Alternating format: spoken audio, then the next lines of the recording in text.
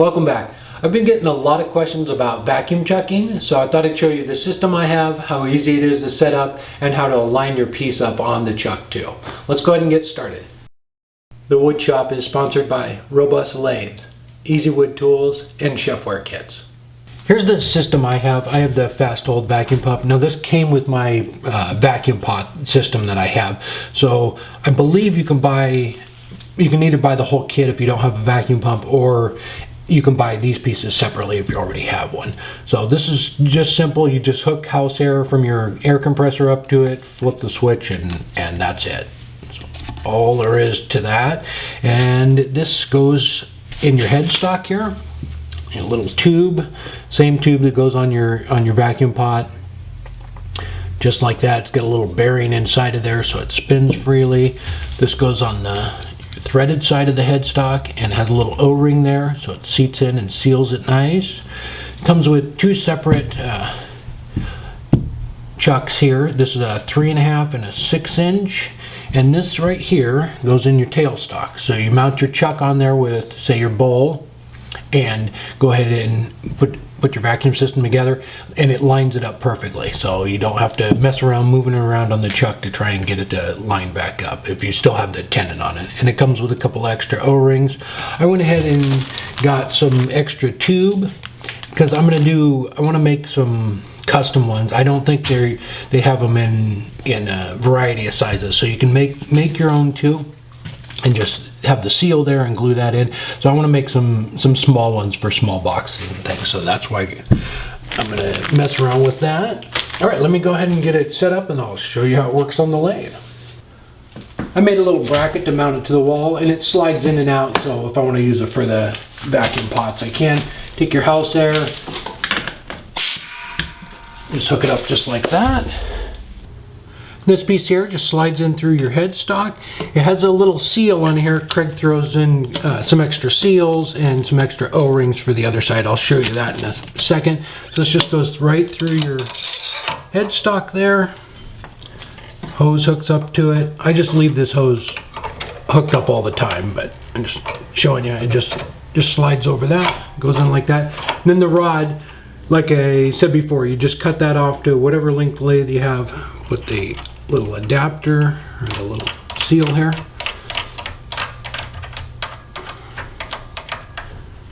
And just tighten it up. Just like that. And then the little fitting here is on a bearing, so let me turn it on real quick. Turned on, little bearing. This won't twist up on you. And then for whatever you're doing, this one's for bowls. Craig has a larger one too. I found out it's an 8-inch. This one's more for boxes and spheres and things. So put it on like that. So if you're doing a bowl or something, just leave it mounted into the chuck. Screw on the tailstock adapter here. Place that in there. So I have a little rock box here. I'll show you real quick. This is, you would actually leave it in your chuck and just unscrew it from the headstock, screw it right back onto here, mount it onto there. It doesn't have to be tight. You're just lining it up. Oops. Slide your tailstock up like that. Turn on your vacuum chuck. Here it starts to suck.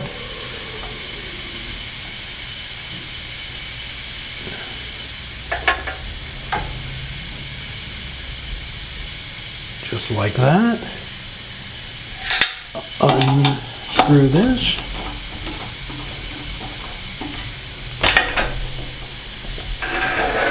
Pull the tailstock away, and then you can turn off the foot. So same thing with bowls.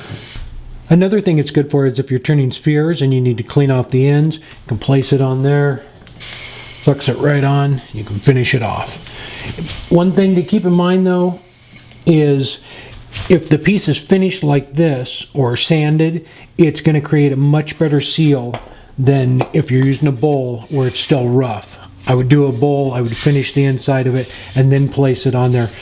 If it's rough like that, it doesn't doesn't suck down as well as it does if it's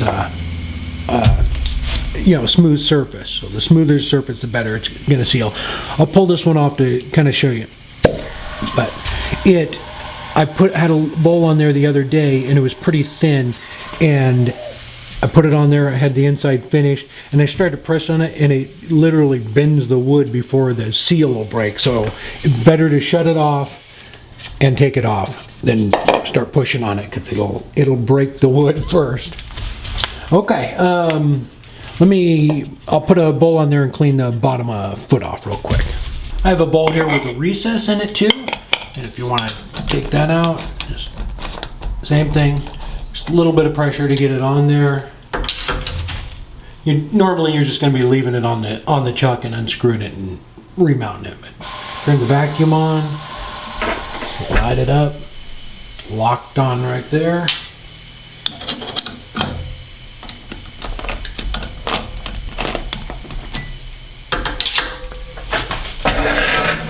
Pull your tailstock out.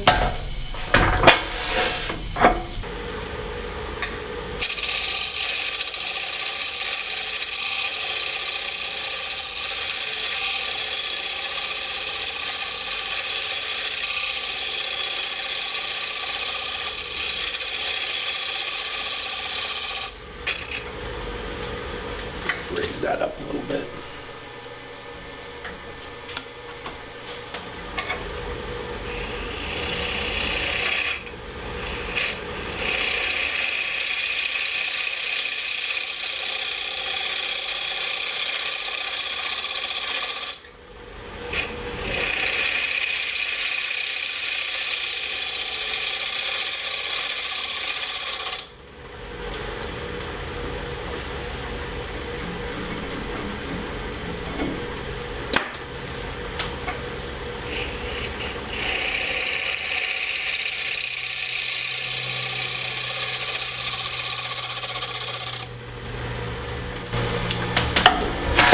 There we go, and then you can sand it and finish it.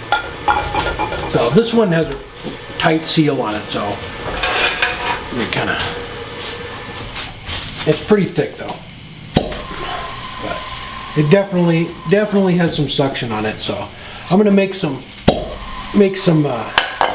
smaller ones for some boxes and things to go, a cone to go inside of it. So I'll show those, but yeah, that's what the extra stuff is, and Craig throws this stuff into to replace these if they get worn out, or if you want to make your own. I hope that cleared up any question about the vacuum chuck. It's a great accessory to have for finishing up the bottoms of bowls, boxes, platters, things like that. It's very nice, especially if you're making a lot of spheres too. It's a just quick way to remount it and clean it up. I really didn't have that planned. I did on the hangout on Wednesday. I was running a little bit late for the project, so I just decided to do the project while I was in the hangout, and it really didn't work out. I had to set the camera up on the tripod, and it was vibrating a little bit, and I was trying to be on the hangout at the same time and get into moving the camera around. So anyway, it didn't work out. But if you want to see me turn a myrtle wood bowl in a minute and a half, stick around. I went ahead and left it in the end of the video, but I'll get it figured out. And if you want to join the hangouts, it looks like they're going to be on Wednesdays. I'm usually on for about an hour or two, and this time I'll probably be a little further into the project, so it's not quite so difficult. I post the link on Facebook and over on Patreon. So if you go there, just click on the link. I think you may have to click on create or post, but it's right there. Just click on the link. Anybody can join. Love to have you over there, and if you have any questions or anything. I also want to give a huge shout out to Tommy Akridge from Akridge Designs. Thank you so much. I will put a link down below to his YouTube channel too. He's got some great videos on there, and he's going to be doing a lot more. And congratulations, he's got a new robust lathe on the way. Thank you so much, Tommy. I really appreciate the support. And if you have any question about the robust lathe, just give me a holler. My email is down below in the description. And if you're in the area, you can swing by and take a look, or we can do a video chat on it too. All right. If this is your first time here, I have new project video every Friday. I hope to see you there, and if you haven't done so yet, please subscribe.